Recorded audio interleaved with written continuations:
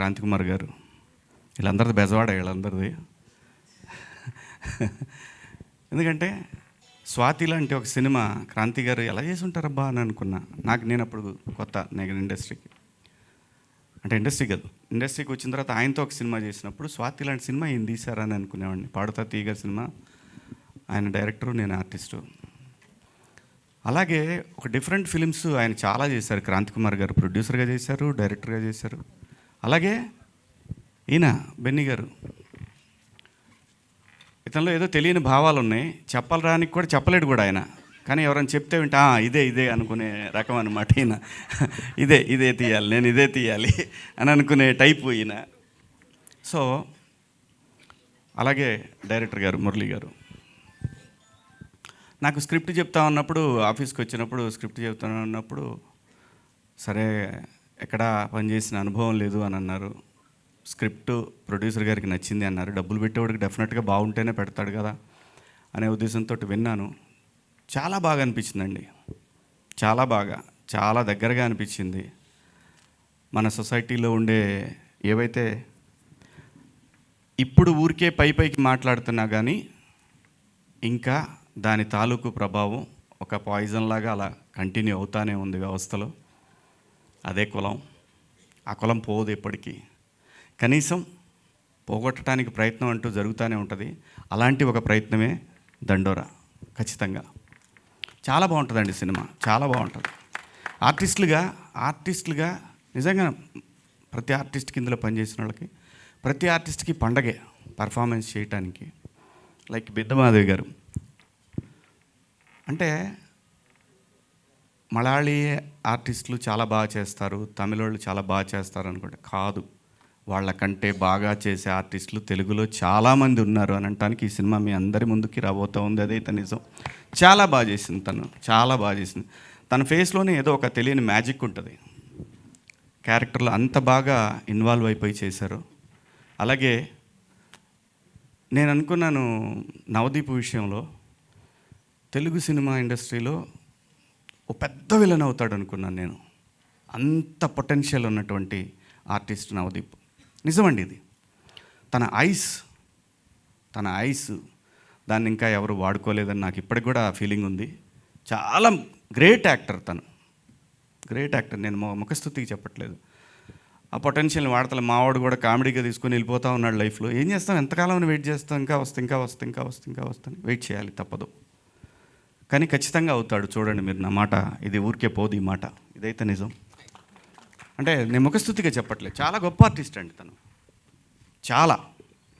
అలాగే మనోడు నందు కానివ్వండి, తమ్ముడు కానివ్వండి, అందరూ చాలా చాలా చాలా బాగా చేశారండి. ప్రతి ఒక్కళ్ళు ఇన్వాల్వ్ అయిపోయి చేశారు. ఇన్వాల్వ్ అంటే అది వచ్చినప్పుడు పులికి గనక ఆకలి మీద ఉన్నప్పుడు ఒక జింక దొరికిందా, దాన్ని ఎలా అయితే చిత్రవదలు చేసి తినేస్తుందో అలాంటి పాత్రలు ఇక ఈ సినిమాలో ప్రతి ఒక్కళ్ళకి దొరికినాయి. సో అందరూ చెప్పే మాట సినిమా చాలా బాగుంటుంది, మీరు అందరూ చూడండి అని. ఖచ్చితంగా ఈ ఇయర్లో గుర్తుంచుకునే ఒక సినిమా మాత్రం అవుతుంది ఈ సినిమా. అలాగే ఈ సినిమాకి ఎడిటర్గా ఒక అమ్మాయిని ఇంట్రడక్షన్ అమ్మ ఇంతకుముందు చేశారా మీరు, నాకు తెలియదు సార్, ఏమనుకోవద్దు. అలాగే ఫోటోగ్రఫీ కానివ్వండి, ఫోటోగ్రఫీ చాలా బాగుంటుందండి ఈ సినిమా, చాలా బాగుంటుంది. నాకున్న నాలెడ్జ్లో చాలా మంచి ఫోటోగ్రాఫర్ తన పేరేంటి, వెంకట్ గారు. అలాగే మ్యూజిక్, బ్యాక్గ్రౌండ్ స్కోర్ అయితే అసలు ఆ దండోరా అనేది అయితే బీజిఎం అయితే అద్దరిపోయిందండి. ఫస్ట్ నేను అదే విన్నాను. నాకు టీజర్ కన్నా అది చాలా బాగా నచ్చిందని చెప్పాను. వాస్తవంగా నేను అన్నది అది చాలా బాగా నచ్చిందని. అందరూ బాగా పనిచేశారండి ఈ సినిమాకి. మీ అందరి సహకారంతో ఈ సినిమా డిసెంబర్ కదా, ఏంటో ఆకలి అవుతుంది, డిసెంబర్ 25th రిలీజ్ అవుతుందండి. ప్లీజ్ మీ అందరికీ నచ్చుతుంది ఈ సినిమా. థియేటర్స్కి రండి. ఆడెవడో ఒకడు ఉన్నాడు, వాడు వెళ్ళిపోయాడు, వాడికి ఏదో ప్రెస్ మీట్ పెట్టారంట అక్కడ. వాడేంటండి బాబు అంటే వాడికి ఏదో బాధ, ఏదో కసి, వాడికి పోనీ కసి మొత్తాన్ని పట్టేశారు అబ్బాయిని. కానీ మంచి పనికి వాడుకోవాలని కోరుకుంటున్నా. అబ్బాయి అంత మంచి హ్యాకర్ అని విన్నాను. ఆడు దేశానికి ఉపయోగపడే మనిషిగా తయారైతే బాగుంటుంది. కనీసం ఇక్కడి నుంచి మారైనా సరే. టాలెంట్ ఎవరి సొత్తు కాదండి, అతను ప్రూవ్ చేశాడు.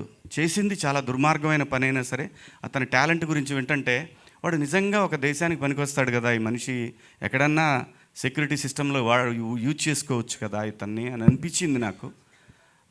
కానీ తెలిసి తెలియని వయసు, ఖచ్చితంగా ఏదో డబ్బు లేని ఒక తనం, డబ్బు లేని తనం, ఇవన్నీ వెంటబడి అతని మైండ్లో ఇలాంటి ఒక ఆలోచన వచ్చి చాలామందికి ఇబ్బంది పెట్టాడు.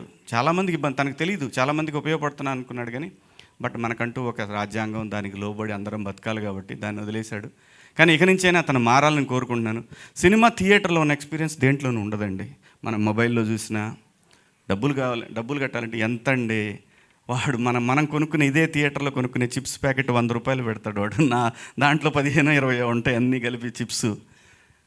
సో సినిమా ప్రపంచంలో అన్నిటికన్నా చీప్ అండి. అంటే కొంతమంది మాట్లాడుతూ ఉంటారు కానీ ప్రపంచంలో అన్నిటికన్నా చీప్ వస్తువు ఏదైనా ఉందంటే 3 గంటల సేపు దాన్ని, ఒకవేళ ఆ సినిమా బాగుంటే జీవితాంతం గుర్తుంచుకునే ఒక ఎంటర్టైన్మెంట్ అండి. అది లైఫ్ లాంగ్ గుర్తుంటుంది ఆ సినిమా. ఒక మిస్సమ్మ సినిమా ఉంది ఎన్టీ రామారావు గారు, అది ఎప్పటికీ గుర్తుంది. పాతాళ భైరవి ఎప్పటికీ గుర్తుంటుంది. చచ్చిపోయేటప్పుడు కూడా పిల్లలకి, మనవాళ్ళకి, వాళ్ళకి కూడా చెప్తాం మనం, అరే భలే సినిమా, లాంటి సినిమా ఉంది, బాహుబలి. సినిమా అనేది పెట్టేది 200 రూపాయలు కావచ్చు, కానీ అది జీవితంలో మార్పులు తీసుకొస్తుంది, జీవితాంతం గుర్తుంచుకునేలా చేస్తుంది. ప్లీజ్ థియేటర్కి రండి, థియేటర్లో చూడండి. బాగుంటేనే చూడండి, బాగాలేకపోతే ఎవడు మనం చెప్పిన చూడరు పెట్టరు. థియేటర్ ఎక్స్పీరియన్స్ దేంట్లోనూ రాదండి. ప్లీజ్ దయచేసి ఇంకా పైరసీ వద్దు, చూడొద్దు. దాంట్లో ఏముంటుంది, తిట్టుకుంటా చూసుకోవటం తప్పితే వినపడదు.